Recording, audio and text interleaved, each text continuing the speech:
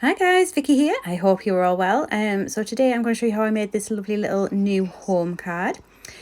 So I have already cut my card blank to 8 by 3 inches, and I have taken my slimline die from the small slimline with lift the flaps. So I've just taken the larger die out of there, and I've cut myself just a piece of stamping card. So first thing I'm going to be doing on this one is some ink blending. So I am going to be using my Distress Oxides. So this is a Blueprint Sketch, and then I'm also going to be using a purple, which is, this is me trying to find it on my shelf, the Wilted Violet. So they're the two that I'm going to be using. I'm going to be using my new brushes as well to do the blending. So the plan is to have about 3/4 of the way up on from the bottom in the purple, and then bring the blue in from the top. So I have some people that I love very much moving into a new home. They're actually moving in today, which is Saturday. I filmed this yesterday, which is Friday. They're moving in today, which is Saturday. That's not guaranteeing that this is when this video is going to be posted, but it probably is. So they're moving in October. So I did have a little house-shaped die that I bought purposefully for new home cards. However, I actually have no idea where the hell I put it at all. Like it's vanished. I have searched high and low in my craft supplies and it is completely vanished. So the only other option I had for houses were the haunted houses in the Best Witches set. So I figured, they're moving in October, that's Halloween month, that'll do the trick for me. So I decided that this will kind of be a slightly Halloweeny version of it, maybe. So that's all the purple done, and then I have the blue, and I love that with these new blending brushes they are actually colour coded handles as well, so I can kind of keep all the same kind of colours, so I don't have to swap heads of ink blending tools out and stuff, which is amazing. If you guys can hear any cars and stuff going by, it's just because I'm recording this voiceover in our spare room, which is where my craft desk is, but it's also on the road side of the flat, so it does get quite loud if they decide randomly for a lorry or anything to go past. So in advance, if you can hear that, I do apologise. You can probably see while I'm doing this blending, I do have a little piece of paper to stop my fingers going in the ink constantly. This is something that I've seen a couple of people doing, and because I was really sick of getting inky fingers, I figured that's probably actually a really good idea. So I will give that a go. It is much nicer, I find, to try and get the blend with these brushes. I think it does lend itself to a bit of a smoother blend. It kind of looks like the colours flow nicer into each other, which is what I really wanted from getting the brushes, so I am super happy.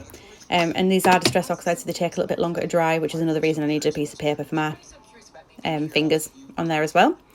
I am then going to stamp my little image using, so again, as I said, this is from the Best Witches set, using my Favourite Things Extreme Black ink and one of my nice new acrylic blocks just to stamp that. It's just a small image, so I just wanted to use my acrylic block for that. And then I'm going to move that out of the way, and I'm going to colour this in using my Spectrum Noir Tri-Blends.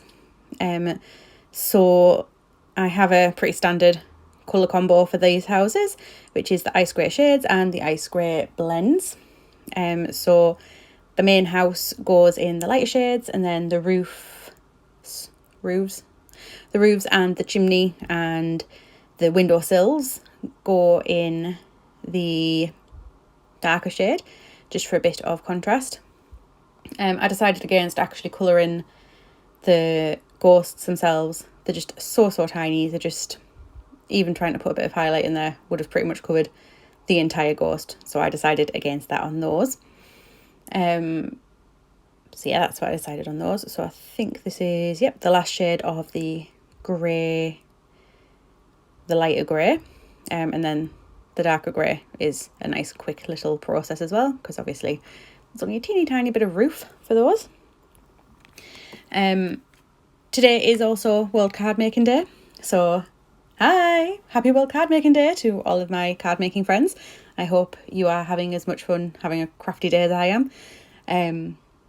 I seem to have had loads of ideas during the course of the week, so I'm really excited to be able to put some of those into practice. And I'm not going to lie, this evening I am going to treat myself because my car failed its MOT, but it wasn't as bad as I thought it would be when I went to pick up the bill, so that cheered me up. So I decided that I'm going to treat myself to a little glass of wine, so my last craft of the evening may be with a slight beverage. But you know, I'm a grown adult, why not? I'm using the light yellow blend in the windows. I'm not shading the windows at all, I'm just using the darkest colour to colour those in. Again, it's such a small area, there is just, to my mind, no point in trying to even remotely. And then the vintage blue for the door. I thought it would look nice having a blue door with the colours that are in the background. And I'm going to use the dies to cut out my little house, and also that's my little diamond mini cutter. Way! And then I've used the Quins Capital ABCs to cut out New Home in some silver glitter cardstock, which I love. I haven't used glitter cardstock in ages, and I forgot how much I love glitter cardstock, and it may be coming out in style soon. I think I'm going to be using a lot of it again. So I'm just going to use some of my Pinflair glue just to coat the back of my card stock with my blended background. And then I'm going to line that up with the card blank. And then I'm going to use my glass mat just to help me try and get that really nicely lined up against that edge. And put that in there. And I was super pleased that I remembered and put it the right way up, because I did have a panic that I wouldn't.